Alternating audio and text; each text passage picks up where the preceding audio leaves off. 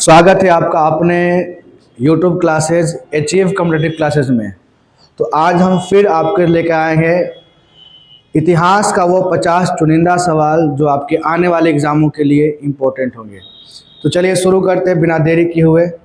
Board पे आपको सामने सवाल दिख रहा हो ऑप्शन के साथ। ये आपका इसमें 50 सवाल रहेंगे, वो 50 सवाल जो आने वाले एग्ज़ाम के लिए इम्पोर्टेंट है। ठीक है, तो ध्यान देंगे इस पर। आइए पहला सवाल आते हैं कि जहांगीर कालीन चित्रकार मंसूर का प्रसिद्ध चित्र क्या है। ऑप्शन है बाज, मैना, तोता और मुर्गा। तो इसका जो सही आंसर हो जाएगा वो हो जाएगा आपका ऑप्शन नंबर ए, बाज। ऑप्शन नंबर ए, बाज। आइए अगला सवाल, प्रथम धातु निर्मित नर्तकी की मूर्ति है, हड़प्पा कालीन है, मोहनजोदड़ो का है, बिलारी का है या रायगढ़ का है। तो प्रथम धातु निर्मित नर्तकी की मूर्ति है जो कहाँ से मिला है, वो मिला है आपका मोहनजोदड़ो से। Option number B.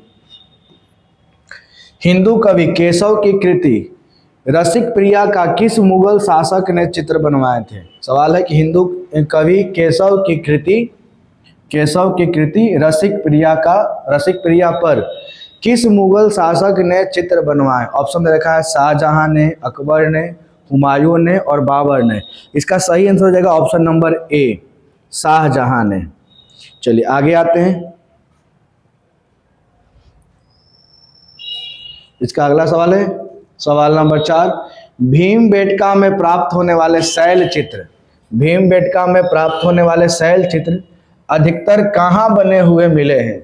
ऑप्शन है फर्श पर, मुंडेरों पर, गुफाओं की दीवार व छत पर और गुफाओं के द्वार पर। तो इसका जो सही आंसर हो जाएगा वो हो जाएगा ऑप्शन नंबर सी, गुफाओं की दीवार और छत पे। भीमबेटका जो है जो शैल चित्र मिला है भीमबेटका के, वो गुफाओं के दीवारों पर मिला है और छत पर मिले बने हैं। आइए, दजला फरात नदियों के दोआब में पनपी सभ्यता कौन सी है। दजला फरात जो नदी है उसके दोआब में कौन सी सभ्यता पनपी है। ऑप्शन देखा है मिस्र की, ग्रीक की, भारत की या मेसोपोटामिया की। सही आंसर होगा ऑप्शन नंबर डी, मेसोपोटामिया की। सवाल पूछेगा कि मेसोपोटामिया की सभ्यता किस नदियों के दोआब पर है, तो आंसर हो जाएगा दजला फरात। घुमा के सवाल भी पूछता है एग्जाम में। आइए सवाल नंबर 6, पुर्तगालियों ने गोवा को किस वर्ष में हस्तगत किया, मतलब अपने अधिकार में ले लिया गोवा को।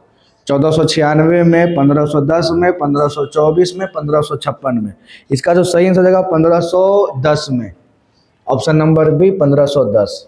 ठीक है, आइए सवाल नंबर 7, भारत में पहला समाचार पत्र किसने शुरू किया था। ऑप्शन है दादा भाई नौरोजी, WC बनर्जी, रविंद्रनाथ टैगोर या जेम्स ए हिक्की। तो भारत में पहला समाचार पत्र शुरू करने का श्रेय जाता है जेम्स ए हिक्की का। ठीक है, आगे आते हैं। बुद्ध ने सर्वाधिक उपदेश दिए थे। सवाल नंबर 8 है, बुद्ध ने सर्वाधिक उपदेश दिए थे। ऑप्शन देखा वैशाली में, श्रावस्ती में, कौशाम्बी में या राजगृह में।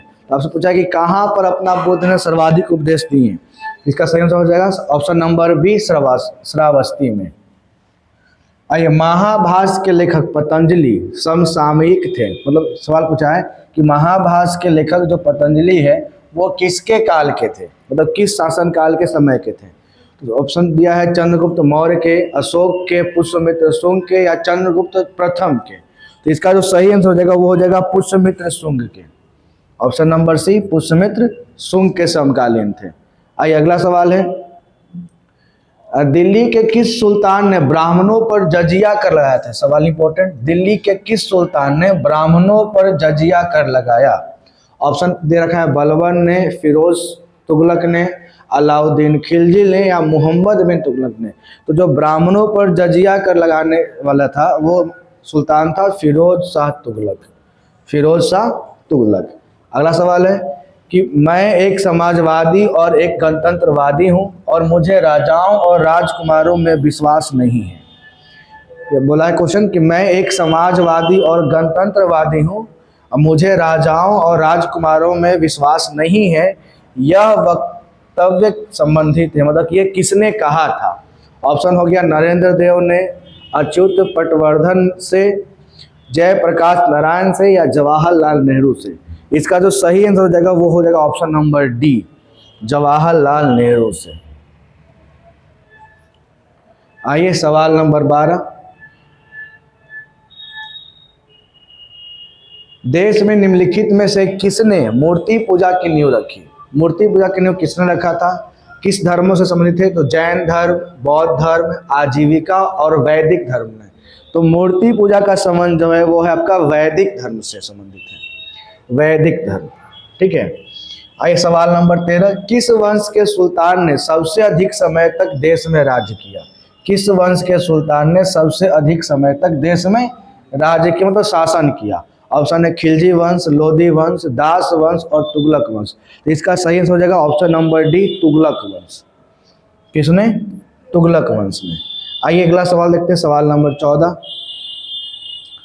निम्नलिखित में से कौन सा स्थान सातवाहनों की राजधानी थी? प्रतिष्ठान था, नागार्जुन कोंडा था, सकल अथवा सियालकोट या पाटलिपुत्र? तो इसका जो सही आंसर हो जाएगा वो हो जाएगा ऑप्शन नंबर ए, प्रतिष्ठान। सातवाहनों की राजधानी कहाँ थी? प्रतिष्ठान थी। आइए अगला सवाल देखते हैं, सवाल नंबर 15,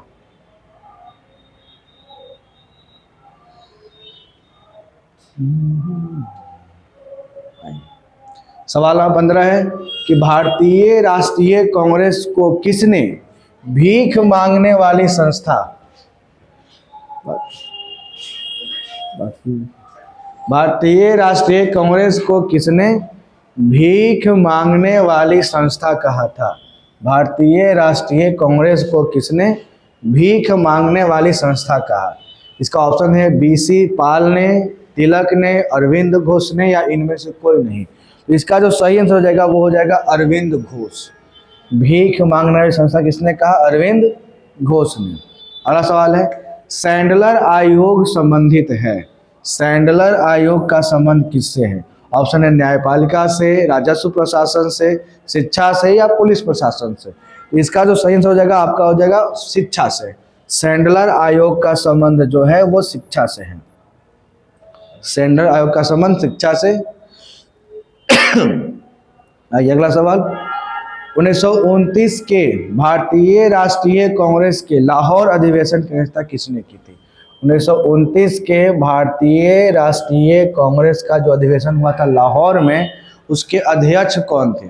मोतीलाल नेहरू थे, सीआर दास, जवाहरलाल नेहरू या एसी बोस? एससी बोस मतलब सुभाष चंद्र बोस। तो इसका जो सही आंसर हो जाएगा वो हो जाएगा option number c, Jawaharlal Nehru, Jawaharlal Nehru. आज अगला सवाल है कि बेरोजगारों के सहायतार्थ दिल्ली के निम्नलिखित सुल्तानों में से किसने रोजगार कार्यालय की स्थापना किया? दिल्ली के कुछ सुल्तान ने रोजगार कार्यालय की स्थापना की। ऑप्शन है बलबन ने, अलाउद्दीन खिलजी ने, मोहम्मद बिन तुगलक ने या फिरोज शाह तुगलक ने? तो इसका सही आंसर हो जाएगा Firoz Shah Tughlaq, option number d, Firoz Shah Tughlaq. आइए अगला सवाल देखते हैं, किस मुगल बादशाह ने बलबन द्वारा प्रारंभ किया गया दरबारी रिवाज सिजदा और पैबोज, है ना, दो रिवाज शुरू किया था बलबन, जो ईरानी परंपरा था, इसका नाम था सिजदा और एक का नाम था पैबोज। इसको समाप्त कर दिया गया था। किसने समाप्त किया? अकबर ने, जहांगीर ने, शाहजहां ने और औरंगजेब ने? तो इसका जो सही आंसर हो जाएगा वो हो जाएगा आपका और Shahjahan, option number c. Shahjahan ने बलबन द्वारा शुरू किया गया दरबारी प्रथा सजदा और पैबोज को समाप्त किया था शाहजहां ने। आइए अगला सवाल है, सवाल नंबर 20 कि गुप्त सम्राट जिसने हुनों को पराजित किया, वह कौन सा गुप्त सम्राट था जिसने हुनों को पराजित किया? समुद्रगुप्त, चंद्रगुप्त द्वितीय, स्कंदगुप्त और रामगुप्त? इसका सही आंसर हो जाएगा स्कंदगुप्त। ठीक है। आइए सवाल नंबर 21, अलाउद्दीन खिलजी के आक्रमण के समय देवगिरी का शासक कौन था? देखिए इंपॉर्टेंट पॉइंट, देवगिरी का शासक कौन था? ऑप्शन दे रहा है प्रताप रुद्रदेव, रामचंद्र देव, मलिक काफूर या राणा रतन सिंह? इसका जो सही आंसर हो जाएगा वो हो जाएगा ऑप्शन नंबर बी, रामचंद्र देव। उस समय देवगिरी के शासक थे रामचंद्र देव। अगला सवाल है सवाल नंबर 22 कि फिरोज तुगलक द्वारा स्थापित दार उल सफा ये क्या था? एक दानशाला, एक खैराती अस्पताल, एक पुस्तकालय या तीर्थ यात्रियों के लिए एक अतिथि गृह। तो इसका जो सही आंसर हो जाएगा वो हो जाएगा ऑप्शन नंबर बी, एक खैराती अस्पताल। दार उल सफ़ा क्या था? एक खैराती अस्पताल था। आइए, अस्थाई बंदोबस्त किसके साथ किया गया? अस्थाई बंदोबस्त जो है वो किसके साथ हुआ था? यहाँ ऑप्शन रखा है जमींदारों के साथ, ग्रामीण समुदायों के साथ, मुकदमों के साथ या किसानों के साथ। देखिए, जहाँ तक है पता कि अस्थाई बंदोबस्त जो किया गया था वो जमींदारों के साथ किया गया था, जमींदारों के साथ। ऑप्शन नंबर ए। आइए सवाल नंबर 24, किस ब्रिटिश प्रधानमंत्री के समय भारत स्वतंत्र हुआ? एटली, चर्चिल, फ्रैंकलिन और चैम्बरलेन, है ना। इसका सवाल का मतलब क्या हुआ कि वो कौन सा ब्रिटिश प्रधानमंत्री था जिस समय भारत आज़ाद हुआ, मतलब 1947 में। तो 1947 में जो ब्रिटेन के प्रधानमंत्री उसका नाम था एटली। ऑप्शन नंबर ए। आइए अगला सवाल 25, बौद्ध संघ के नियम मूलतः किस पुस्तक में दिए गए हैं? बौद्ध संघ का जो नियम है वो हमको किस पुस्तक में देखने को मिलेगा? ऑप्शन है त्रिपिटक, विनय पिटक, अभिधम पिटक या सूत पिटक। तो इसका जो सही आंसर हो जाएगा वो हो जाएगा option number B, Vinaya Pitaka. बौद्ध धर्म का नियम जो है विनय पिटक में देखने को मिलता है।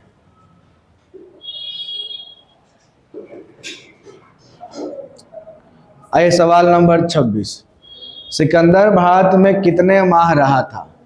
सिकंदर भारत में कितने माह रहा था? ऑप्शन है आपका 29 महीने, 39 महीने, 19 महीने और 10 महीने। तो इसका जो सही आंसर हो जाएगा वो हो जाएगा ऑप्शन नंबर सी, 19 महीने। भारत में सिकंदर जो है 19 माह तक वो भारत में रहा। ठीक है। आइए सवाल नंबर 27, तमिल में महाभारत के सर्वप्रथम अनुवादक थे, वो कौन सा अनुवादक थे जो महाभारत को तमिल भाषा में कन्वर्ट किए थे? तो ऑप्शन देखा पेरुन देवनार, कंबन, भारवी और सुंदर मूर्ति। तो इसका जो सही आंसर हो जाएगा वो हो जाएगा आपका ऑप्शन नंबर ए, पेरुन देवनार, पेरुन देवनार। ठीक है। आइए सवाल नंबर आगे आते हैं 28।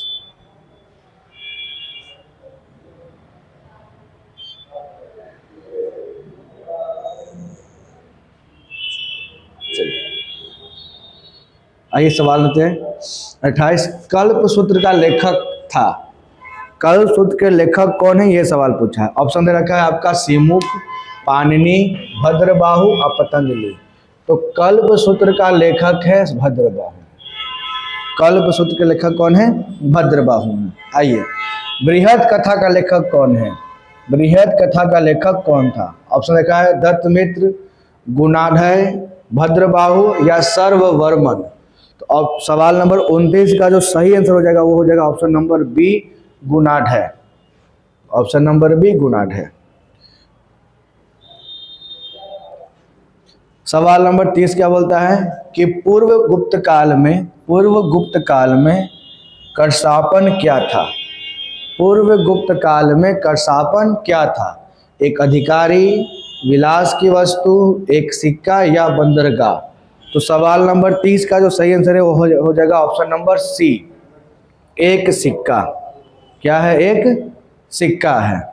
ठीक है। आइए सवाल नंबर 31, गीत गोविंद के रचयिता जयदेव का संरक्षक निम्नलिखित में से कौन शासक था? जयदेव, गीत गोविंद के जो लेखक है जयदेव, उनका संरक्षक कौन शासक थे? यहाँ पर शासक का नाम दिया है लक्ष्मण सेन, खारवेल, कुमारपाल या शशांक। तो सवाल नंबर 31 का सही आंसर है option number a, Lakshman Sen. तो इसका सही आंसर लक्ष्मण सेन। गीत गोविंद के लेखक कौन है? जयदेव, और जयदेव का संरक्षक कौन था? लक्ष्मण सेन। आइए अगला सवाल, निजामुद्दीन औलिया के उत्तराधिकारी कौन संत थे? वैसे कौन से संत थे जो निजामुद्दीन औलिया का उत्तराधिकारी हुए?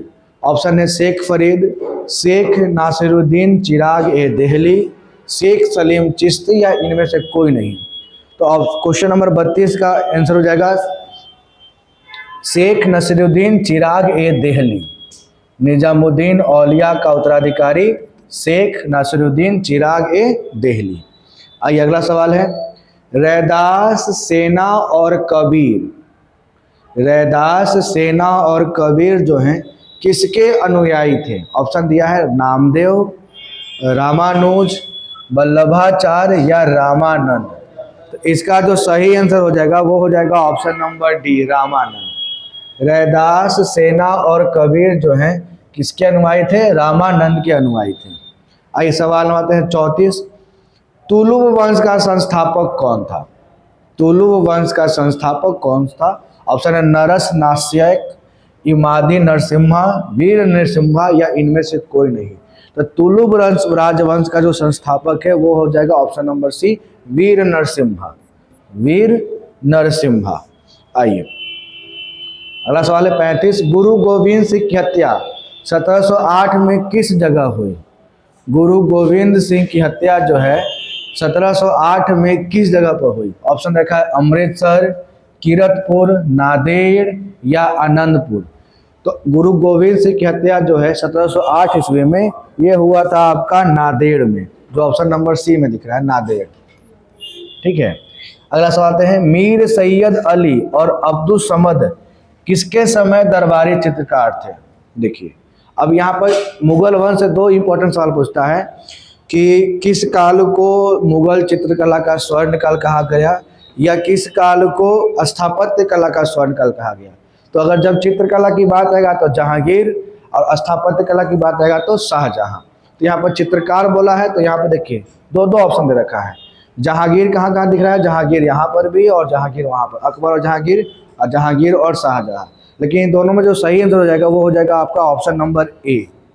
लेकिन यहाँ पर तो अब्दुल समद, अच्छा एक मिनट, मीर सैयद अली और अब्दुल समद इसके समय का दरबार, अच्छा ये अकबर के समय का सही नाम दे दिया है अब्दुल समद। अब्दुल समद जो है जो अकबर के समय के प्रमुख चित्रकार थे।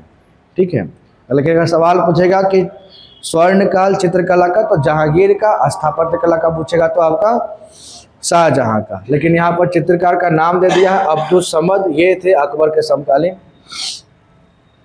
जिनमें से किसी एक को सीरी कलम, एक का नाम जरी कलम को उपाधि दिया था अकबर ने। आइए सवाल नंबर 37, मोकासा क्या है? मोकासा जागीर है, धार्मिक रिवाज है, घुड़सवार सैनिक है या धर्माद है? इसका जो सही आंसर हो जाएगा वो हो जाएगा आपका ऑप्शन नंबर ए, जागीर। मोकासा क्या है? एक जागीर है। आइए सवाल number 38, French east India company की स्थापना किस साल में हुई? ये इंपॉर्टेंट सवाल। फ्रेंच ईस्ट इंडिया कंपनी की स्थापना जो है किस साल में हुई? ऑप्शन रखा है 1664, 1660, 1656, 1680। सही आंसर हो जाएगा 1664। फ्रेंच ईस्ट इंडिया कंपनी का स्थापना 1664 में। आइए सवाल नंबर 39, निम्नलिखित अधिकारी का संबंध ठगी के दमन से, मतलब वो कौन सा अधिकारी है जिसने ठगी प्रथा को बंद किया? ठगी प्रथा को जो बंद करने का काम किसने किया? ऑप्शन है हेस्टिंगस ने, स्लीमेन ने, बैटिंग ने या ऑकलैंड ने। इसका सही आंसर हो जाएगा ऑप्शन नंबर बी, स्लीमेन। आइए सवाल नंबर 40, लखनऊ समझौता किसके किसके बीच हुआ था? लखनऊ समझौता किसके किसके बीच हुआ? ऑप्शन है कांग्रेस और ब्रिटिश सरकार, मुस्लिम लीग और ब्रिटिश सरकार, कांग्रेस और मुस्लिम लीग या कांग्रेस, मुस्लिम लीग और ब्रिटिश सरकार। तो इसका सही आंसर हो जाएगा कांग्रेस और मुस्लिम लीग के बीच, option number C, option number C. आइए अगला सवाल है, भारतीय पुरातत्व सर्वेक्षण की स्थापना हुई थी किसके द्वारा? सवाल पूछा है, भारतीय पुरातत्व सर्वेक्षण की स्थापना किस काल में किया गया? कर्जन के काल में, वेलेस्ली के काल में, विलियम बेटिक काल में या वारेन हेस्टिंगस के काल में? तो इसका जो सही आंसर हो जाएगा वो हो जाएगा ऑप्शन नंबर ए, कर्जन के काल में। भारतीय पुरातत्व सर्वेक्षण किया गया कर्जन के काल में। चलिए अब आते हैं अगला सवाल, सवाल नंबर 42, एक उन्नत जल प्रबंधन व्यवस्था का साक्ष्य प्राप्त हुआ है एक उन्नत जल प्रबंधन व्यवस्था का साक्ष्य प्राप्त हुआ है? ऑप्शन है आलमगीरपुर, धौलावीरा, कालीबंगा या लोथल से। तो उत्तम जो है उन्नत जल का है मिला है आपका ऑप्शन साक्ष्य प्राप्त किया है आपका धौलावीरा से, ऑप्शन नंबर बी। उन्नत जल प्रबंधन व्यवस्था जो है धौलावीरा से प्राप्त हुआ है। आइए सवाल नंबर 43, सांख्य दर्शन का प्रतिपादित किसने किया, किसके द्वारा किया या किसने किया है सांख्य दर्शन? ऑप्शन दिया है गौतम, जेमिनी, कपिल और पतंजलि। ठीक है, तो इसका जो सही आंसर हो जाएगा वो हो जाएगा ऑप्शन नंबर सी, कपिल के द्वारा। सांख्य दर्शन किसके द्वारा? कपिल के द्वारा। आइए सवाल नंबर 44, निम्नलिखित में से किसे एशिया का ज्योतिपुंज के तौर पर जाना जाता है? एशिया का ज्योतिपुंज, एशिया का ज्योतिपुंज। ठीक है, गौतम बुद्ध को, महात्मा गांधी को, महावीर स्वामी को या स्वामी विवेकानंद को? एशिया का ज्योतिपुंज बोला गया है गौतम बुद्ध को। एशिया का ज्योतिपुंज बोला गया है गौतम बुद्ध। आइए सवाल नंबर 45, निम्नलिखित में से किस महिला ने भारतीय तिरंगा सबसे पहले फहराया था? अरुणा आसफ अली, भीकाजी कामा, दुर्गा भाभी या कमला देवी चट्टोपाध्याय? तो आंसर हो जाएगा ऑप्शन नंबर बी, भीकाजी कामा ने, भीकाजी कामा ने। आइए, निम्नलिखित में से किसने रविन्द्रनाथ टैगोर को महान प्रहरी कहा? रविन्द्रनाथ टैगोर को महान प्रहरी? ऑप्शन है मौलाना अबुल कलाम आज़ाद ने, महात्मा गांधी ने, राजेंद्र प्रसाद ने या सुभाष चंद्र बोस ने? तो इसका जो सही आंसर हो जाएगा वो हो जाएगा option number B, Mahatma Gandhi ने। सवाल नंबर 48 है कि युग में समाधान का साक्ष्य कहाँ से प्राप्त हुआ? देखिए, युग में समाधान मतलब कि जोड़ा, पेयर में, मतलब वैसा कौन सा स्थान है जहाँ पर 100 जो मिला है वो पेयर में मिला है, जोड़े में मिला है। ठीक है, ऑप्शन दिखा है राखीगढ़ी, लोथल, हड़प्पा या मोहनजोदड़ो।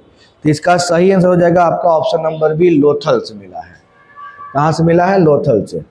ठीक है, आइए अगला सवाल है जो 48, अष्टांग संग्रह किस विषय का ग्रंथ है? अष्टांग संग्रह जो है वो किस विषय का ग्रंथ है? खगोल शास्त्र का, आयुर्विज्ञान का, दर्शन शास्त्र का या राजशास्त्र का? तो इसका जो सही आंसर हो जाएगा वो हो जाएगा ऑप्शन नंबर बी, आयुर्विज्ञान का। अष्टांग संग्रह आयुर्विज्ञान का ग्रंथ है। आइए सवाल नंबर 49, रानी विक्टोरिया को किस विधान से भारत की सामग्री घोषित किया गया? रानी विक्टोरिया को किस विधान से भारत की भारत की सामग्री घोषित किया गया? ऑप्शन है government of India act 1858, royal tigers act 1876, India council act 1892 या गवर्नमेंट ऑफ इंडिया एक्ट 1919? इसका जो सही आंसर हो जाएगा वो हो जाएगा option number A, government of India act 1858, जो 1857 क्रांति के तुरंत बाद आया था। चलिए, यहाँ है कि पुरी में रथ यात्रा किसके सम्मान में आयोजित किया जाता है? भगवान राम को, भगवान शिव को, भगवान जगन्नाथ को या भगवान विष्णु को? तो भगवान जगन्नाथ को।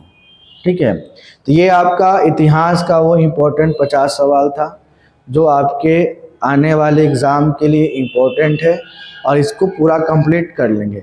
ये हमेशा आपका सीरीज चल रहा है, ये आपका हिस्ट्री का 6ठा सीरीज है। इसके पहले अभी आपका यूट्यूब पर 5 वीडियो अपलोड हो चुका है ऑब्जेक्टिव का, जो आपके लिए इम्पोर्टेंट है।